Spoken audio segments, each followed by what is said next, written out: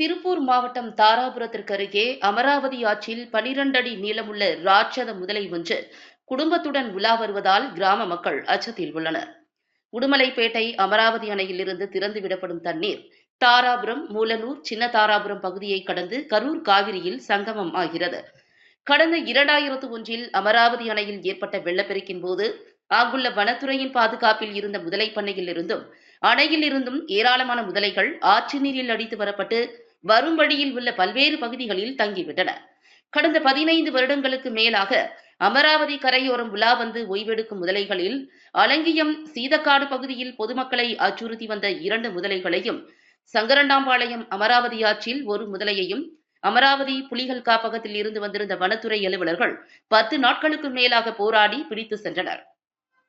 கடந்த ஆண்டு ஆற்றின் கரையை கடந்து தோட்டத்திற்குள் வந்த 2 அடி நீள குட்டி முதலை ஒன்றை நாய்கள் பிடித்து வந்து கடித்து தின்றுவிட்டன.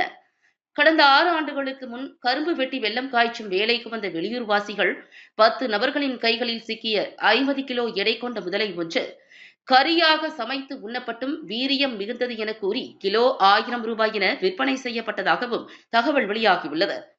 இந்நிலையில் தப்பி வந்த முதலைகள் கடந்த 24 ஆண்டுகளாக அமராவதி ஆற்றில் அதன் கரையோரம் முட்டைகளை இட்டு இனப்பெருக்கம் செய்து தற்போது அலங்கியம், அமராவதி பாலம் பகுதிகளில் மட்டும் 6 முதலைகள் சுற்றித் திரிவதாக அப்பகுதி கிராமவாசிகள் பீதியுடன் கூறி வருகின்றனர்.